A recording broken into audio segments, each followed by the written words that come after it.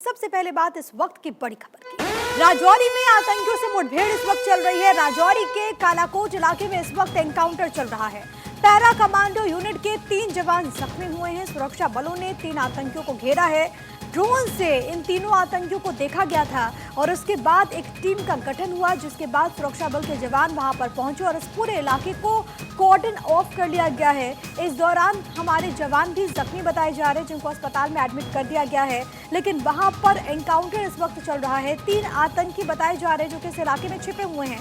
ये तस्वीरें हम आपको इस वक्त दिखा रहे हैं। राजौरी से ये बड़ी खबर, आतंकियों से मुठभेड़ जारी है और सबसे बड़ी बात है कि घाटी में ऑपरेशन ऑल आउट लगातार चल रहा है और एक के बाद एक सुरक्षा बलों को सफलता मिलते हुए और उसके बाद ड्रोन से, दरअसल क्योंकि निगरानी भी रखी जा रही थी और इसी दौरान ये जानकारी मिलती है कि ड्रोन से 3 आतंकवादी को देखा गया है। अगर आप इस पूरे वीडियो में देखेंगे तो बीच में फायरिंग की भी आवाज सुनाई देती है। दरअसल यहाँ पर ये बीते रात से ये पूरा एनकाउंटर चल रहा है। राजौरी में आतंकियों से इस वक्त मुठभेड़ की खबर है और एक बार हम आपको एम्बियंस के साथ सुनवा देते हैं।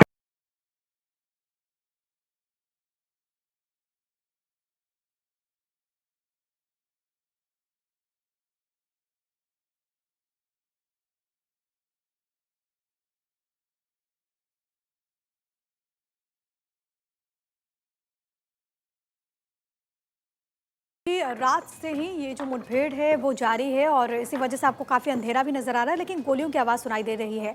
मेरे साथ मेरे सहयोगी सैयद तजम्मुल इस वक्त लाइव मौजूद हैं। तजम्मुल, इसको लेकर क्या अपडेट्स है हमारे पास? 3 जवान जख्मी भी हुए हैं, उनको लेकर क्या जानकारी और फिलहाल वहाँ पर ऑपरेशन चल रहा है? देखिए, ऑपरेशन राजौरी इस वक्त दूसरे दिन में दाखिल हो चुका है। कल यही समय था कि जब ततापानी कालाकोट के नजदीक में 2 से 3 आतंकियों के छिपने की खबर मिली थी, जो कि ड्रोन कैमरा नस्ब किए गए थे, जिसके बाद पिक्चर्स जो आने लगी उसमें साफ तौर पर देखा गया कि मिलिटेंट जो है वो मूवमेंट कर रहे हैं डेंस फॉरेस्ट एरिया में, जिसके बाद जो कि ये ऑर्चर्ड्स भी हैं, डेंस फॉरेस्ट भी हैं और इसमें आबादी भी है।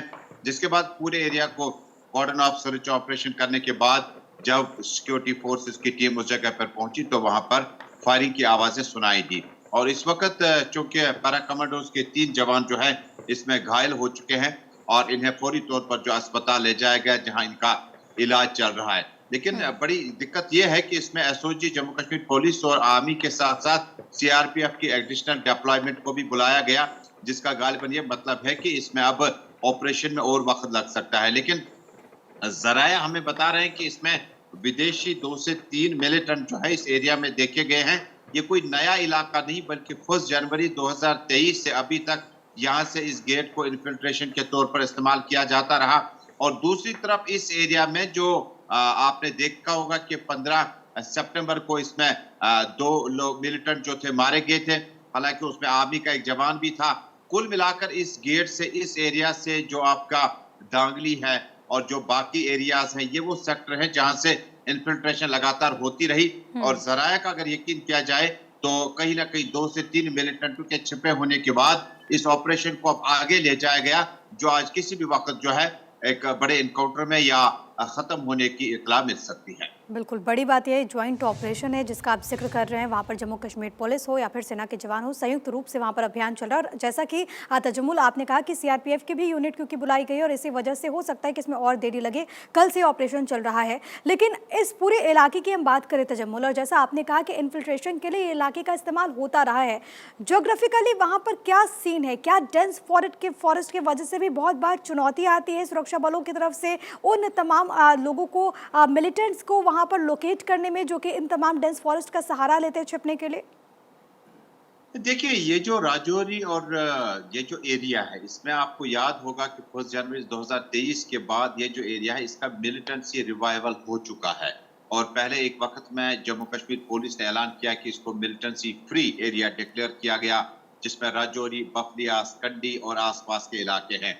लेकिन अब इसको 1 साल में तकरीबन अब 8 महीने होने लगे और इस 1 साल के अंदर अंदर करीबन 8 से 10 बार इस तरह की खबरें मौसूल हुई कि इलाके में मिलिटेंटों की मूवमेंट देखी गई है। अब ये जो इलाका है डेंस फॉरेस्ट है, पॉपुलेशन भी है और इस बीच में मिलिटेंटों को यहाँ शेल्टर, फूड और बाकी चीजें इस्तेमाल करने के लिए, हालांकि भारतीय जनता पार्टी ने कई बार धरना प्रदर्शन भी किया और कई एक बार ये भी कहा कि इस इलाके में 6 से 8 मिलिटेंट मौजूद हैं। लेकिन उसके बाद अगर आपको याद होगा कि ऑपरेशन ऑल आउट के दौरान इस इलाके में भी मिलिटेंसी को वाइप आउट करने की बड़ी लेकिन कोशिश फिर की भी गई। कहीं ना कहीं इनका सहारा लेते हुए ये मिलिटेंट्स यहाँ पर नजर आते हैं। डेंस फॉरेस्ट और पॉपुलेशन, और यही वजह से कि चुनौतियां वहाँ पर और भी ज़्यादा बढ़ जाती है। बहुत धन्यवाद आपका सैयद तजम्मुल, तमाम जानकारी हम तक पहुँचाने के लिए। नज़र बनाए रखिएगा, आपसे आगे भी अपडेट्स देते रहेंगे।